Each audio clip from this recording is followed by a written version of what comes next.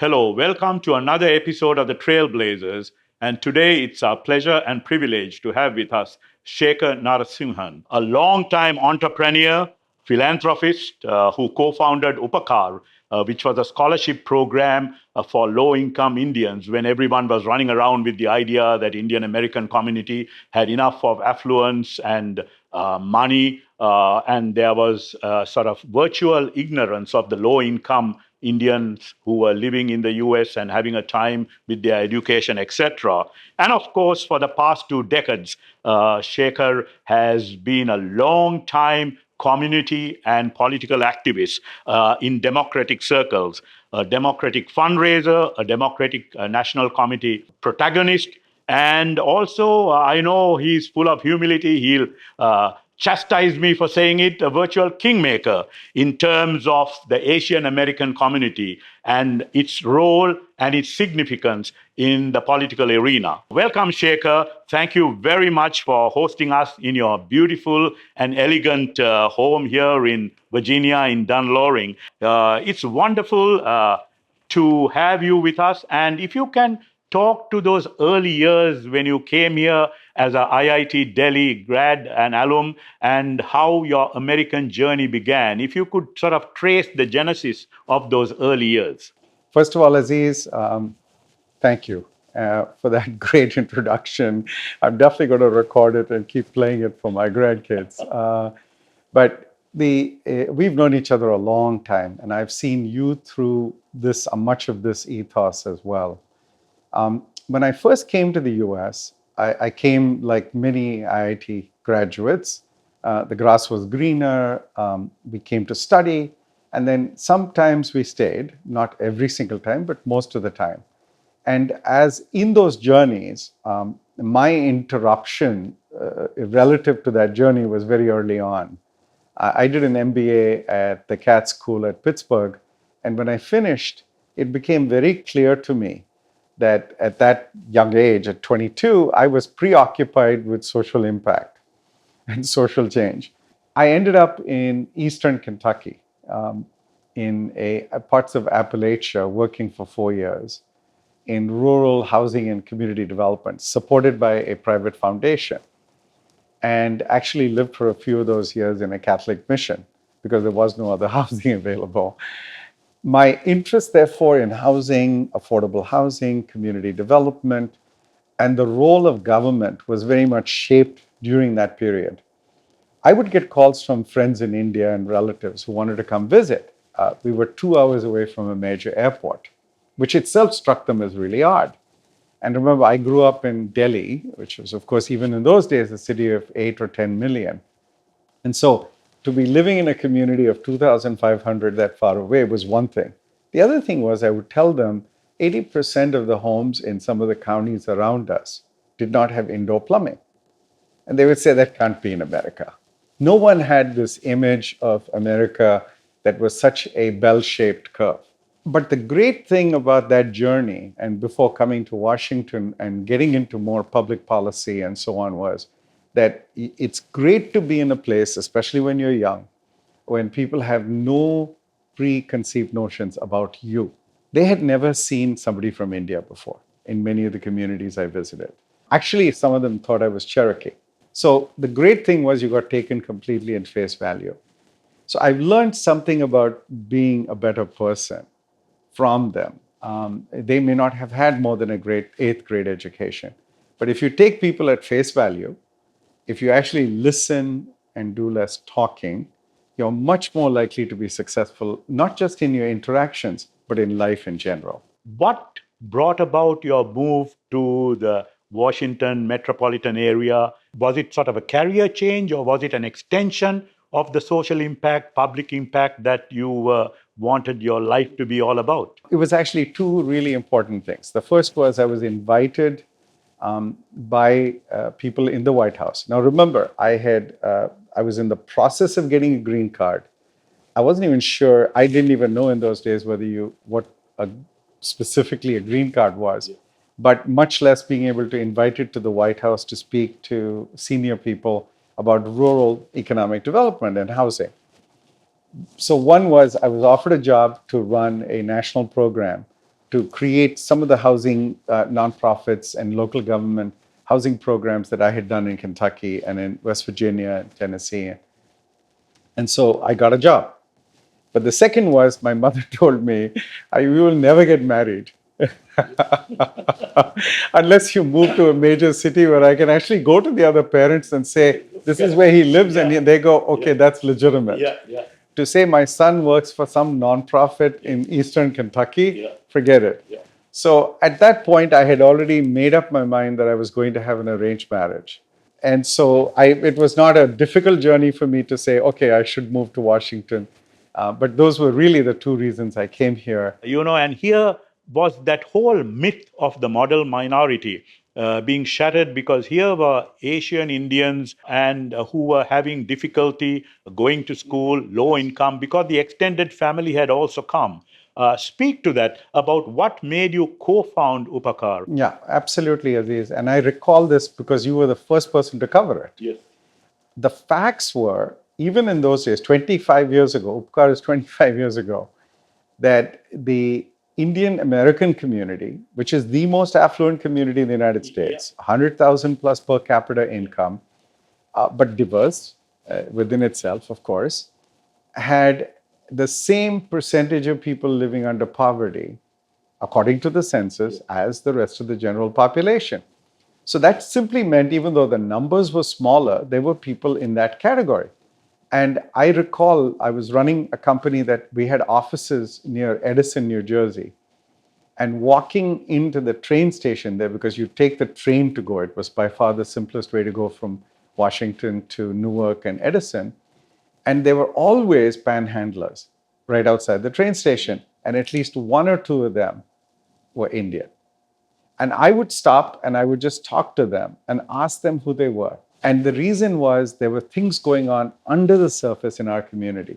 A woman comes here, she gets married in India, she comes here, she finds out her husband is already married, or that there is a situational problem with the family. She gets thrown out and she has a child. She has no place to go. There were no networks.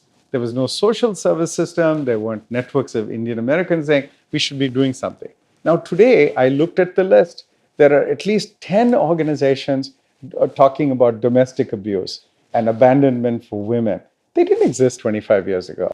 But when we discovered this problem, the second biggest problem we had, Aziz, was convincing people that we should do something about it. And the people who stepped up were the next generation, not my generation. The next one said we should be giving a helping hand. Obviously, you realize that in order to enhance and aggressively make this social impact, there had to be political participation.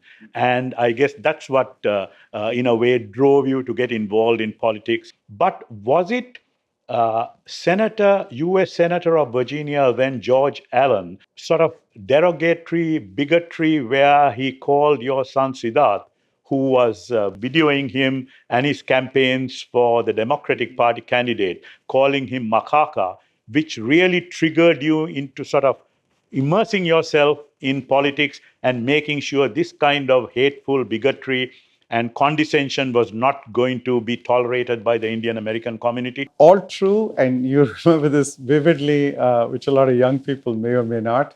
That happened in 2006. My political activism came about because of a really strong belief that grew out of my work in Kentucky and across the country, working with underserved populations. And it was simple. If you're going to do something, you and I, we can make a big difference. We can form organizations, we can make a bigger difference.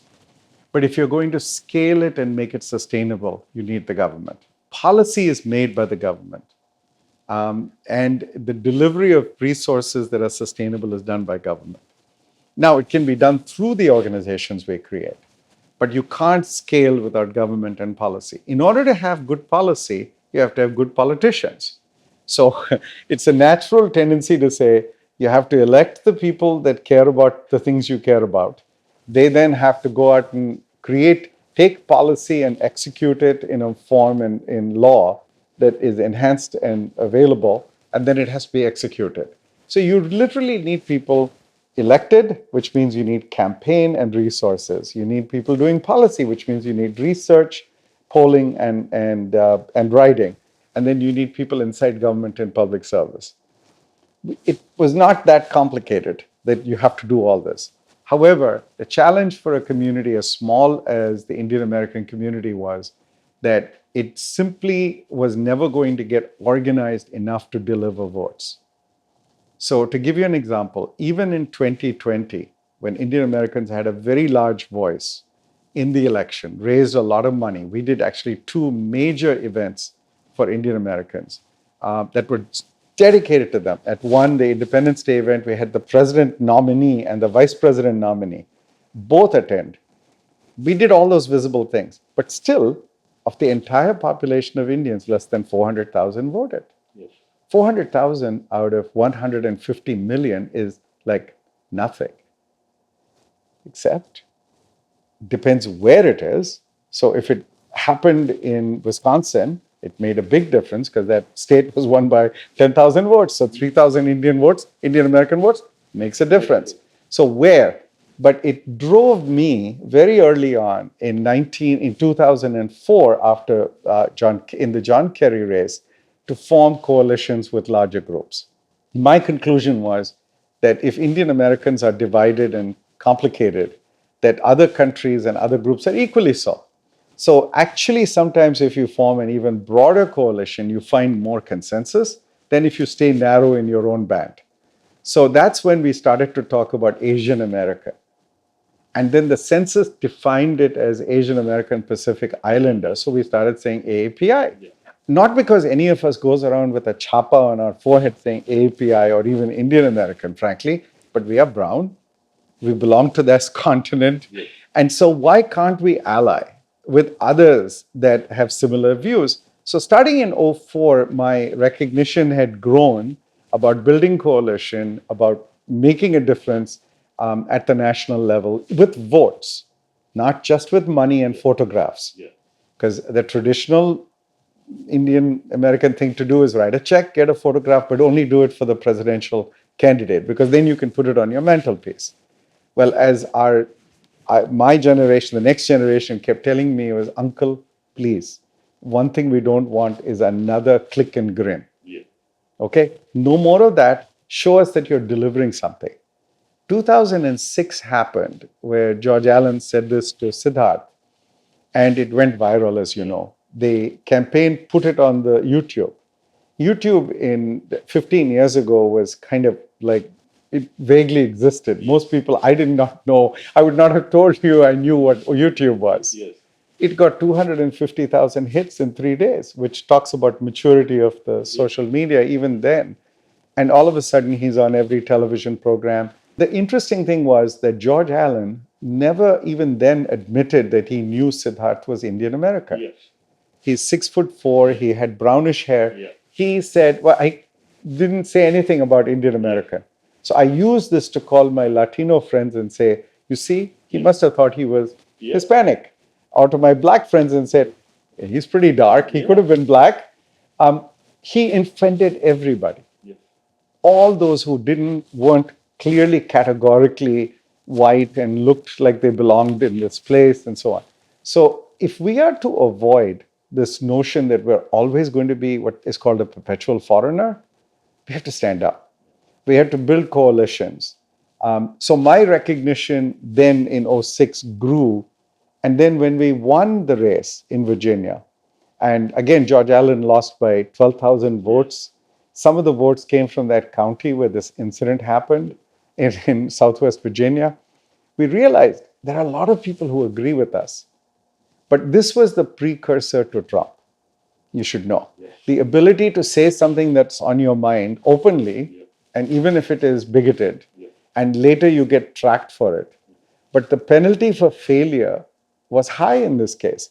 So I thought to myself, there was a night, November 4th, 2 years later, when we're all standing in 2008 in Chicago in Hyde Park, and this man appears with his family, and he's just been elected president of the United States, Barack Obama. And I thought to myself, we really worked hard for this.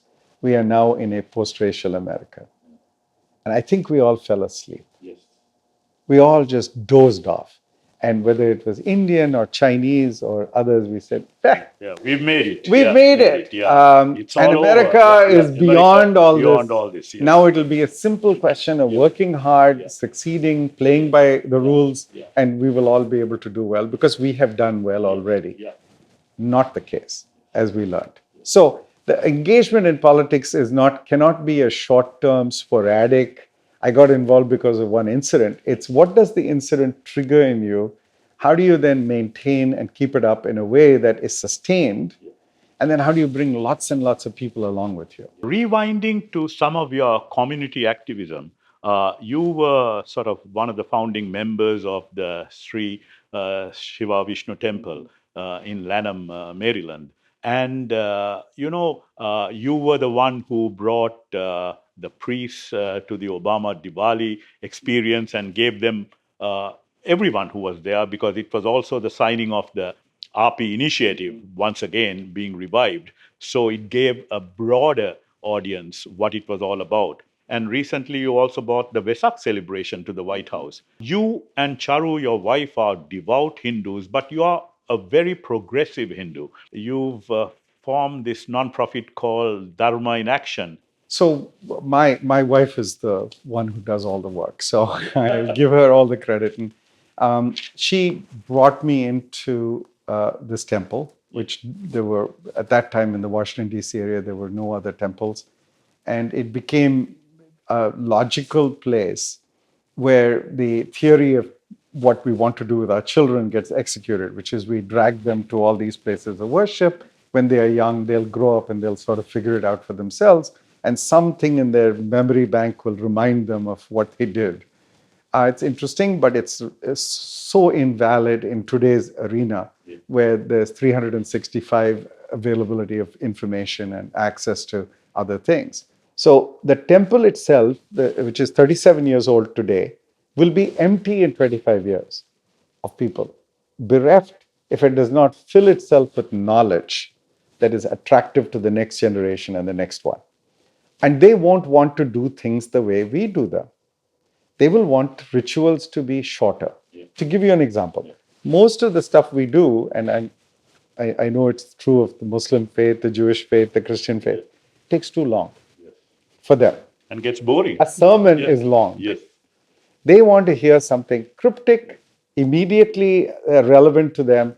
And if they must perform a ritual, it must have meaning. It cannot be something you just impose on them and say, do this arti this way and everything will be good. Why 3 times? Why am I carrying it this way? So there is this logical, rational reason for them to understand.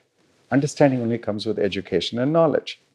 So we tried all this, but we are finding that with the singular exception, I might say, of the Sikh community in particular. Now, there might be others, and I suspect the Jewish community is a good example, but I'm not familiar with it.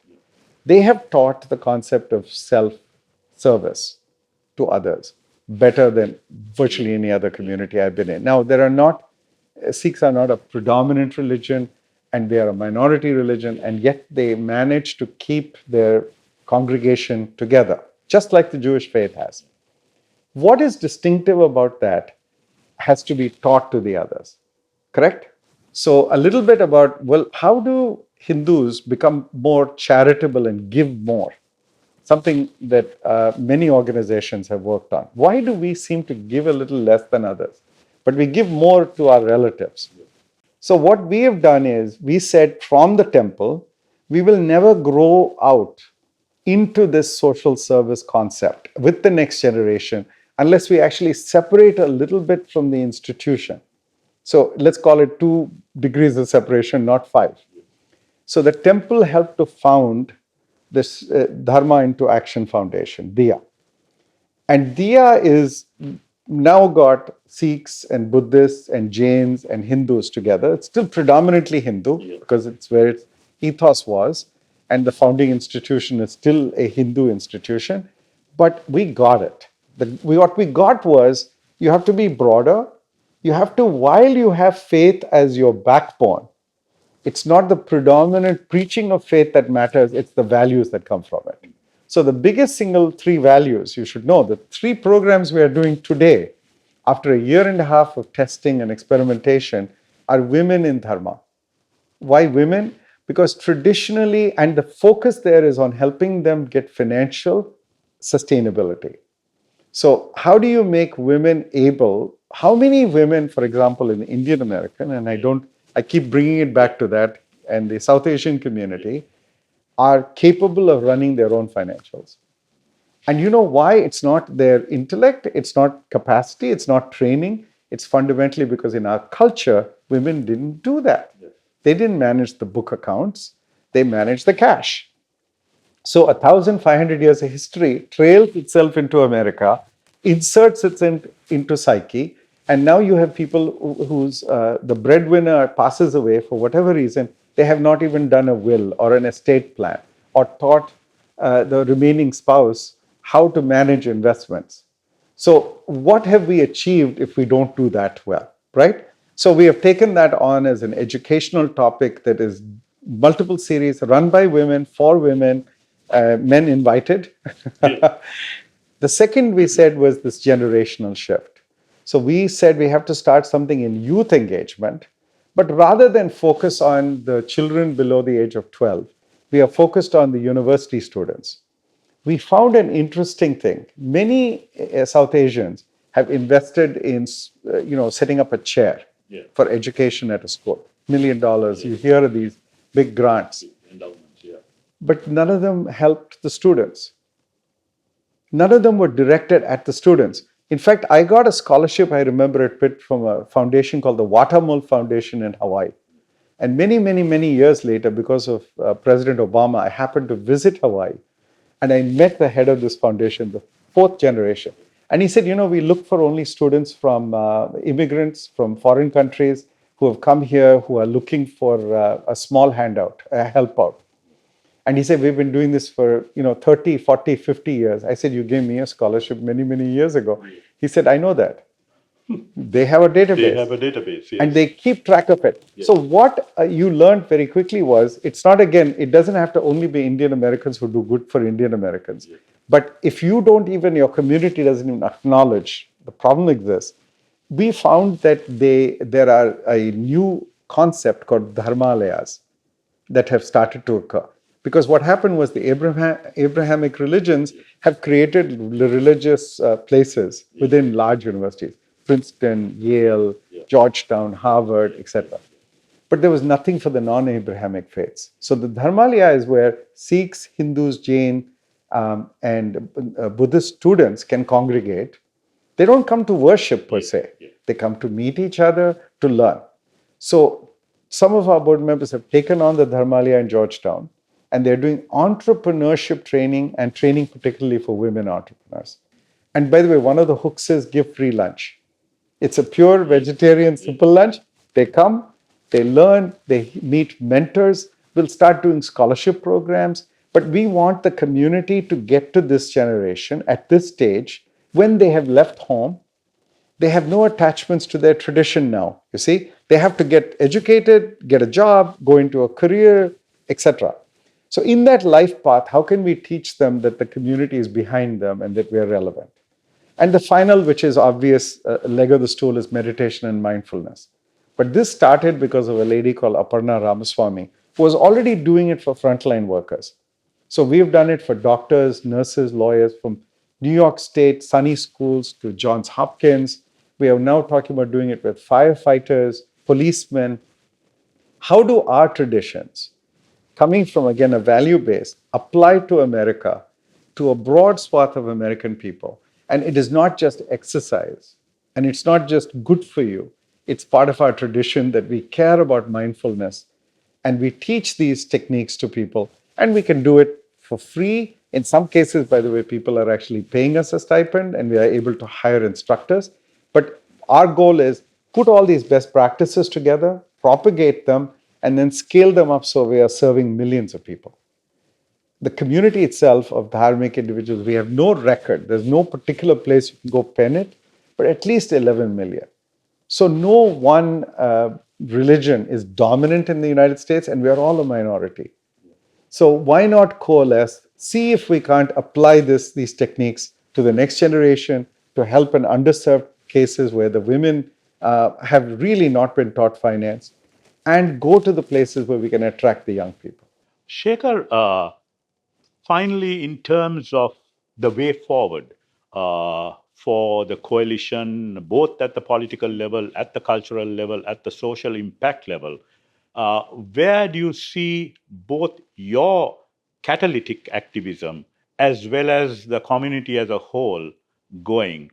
And especially at a time where, in spite of all of the things you and others have been trying to do, there is still that kind of polarization and sort of the Trumpian contamination that has happened in a sense.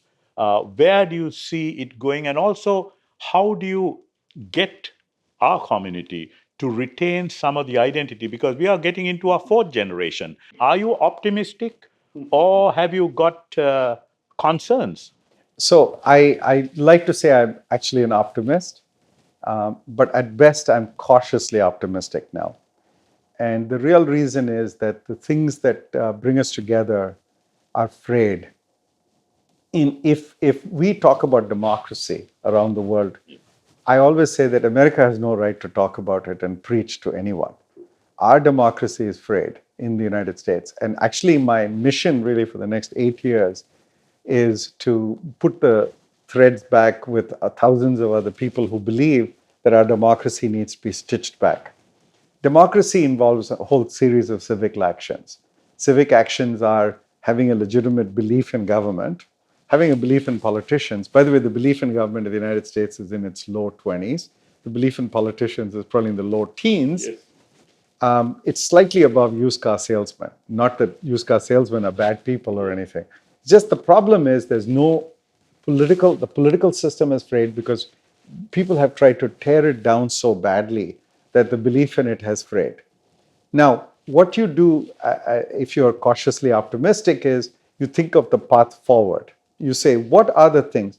So, for example, taking a small group, even during COVID, to celebrate Vesak at the White House was important, not because it's Vesak and the Buddhists celebrate it, or the White House has never done it before and all of that. They wanted it, of course. To me, it was symbolic that, we can lead without having to have a vested interest. If I can prove to you over time, I will not prove this to you in 1 day or 2 days or 3 days, much like when we started AAPI Victory Fund, the automatic assumption that everybody made, I'm sure, whether it occurred to them for a fleeting moment or whether they kept on thinking on it, was he must want something. What does he want? It's got to be, he must be looking for a cabinet position, something. And people have asked me numerous times about this. And my answer is never straightforward. I don't immediately say hell no. And, it's very easy to say no or to, I say I've never thought of it as being the end goal. That's not the end goal. The end goal is much more nuanced than that. If we live in a country which actually is the beacon of democracy, freedom, markets that are free and fair, a country that has less inequity in it, that becomes the example of how people from all over the world can come to one place. It's a beautiful place. I have no question about that. And figure it out and make it work. Then we can go preach. We can go preach to Poland. You should be more diverse. You should be more giving of those that aren't exactly like you and are different than you or the other able. We have no right to preach today. So my optimism is based upon, I see a path forward to build coalitions, gain real power to influence that change. But I'm cautious only to the extent that it will be a long fight and it'll be a little bit like, that whack-a-mole.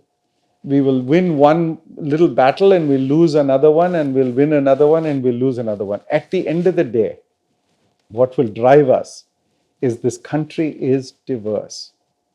Ultimately, people basically believe in the same things. They believe that there is an American dream where people come here, they work hard, they struggle, they pull themselves up, they bring up their family, and their children will do better than them.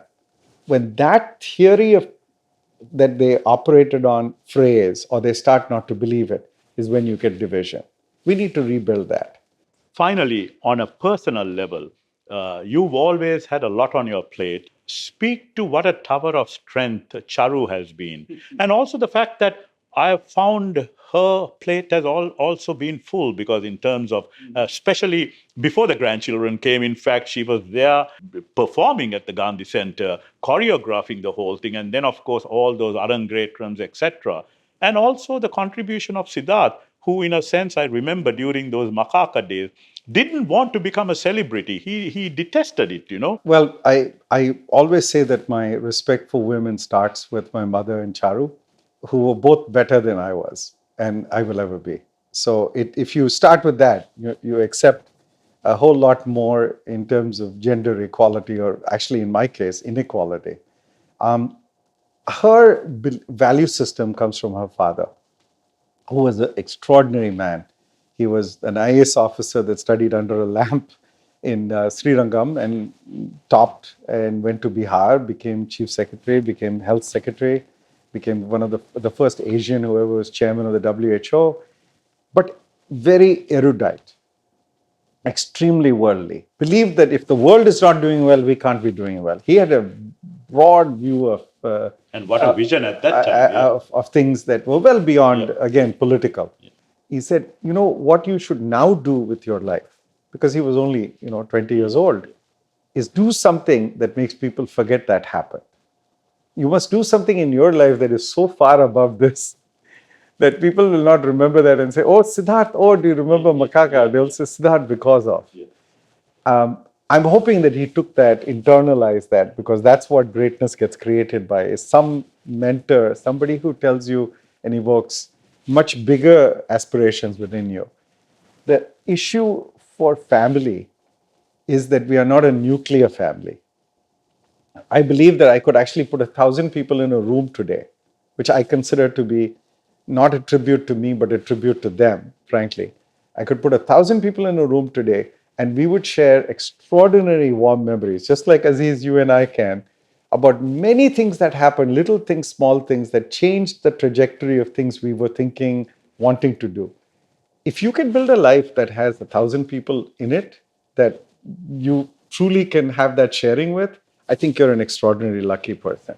So at the end of the day, I just think I'm an extremely lucky person. Thank you very much, Shekar. It was an absolute delight. What a wonderful conversation. Thank you. Thank you, Aziz. Yeah, and thank you very much to our viewers. We hope that you'll join us again when we have another in the series of the Trailblazers.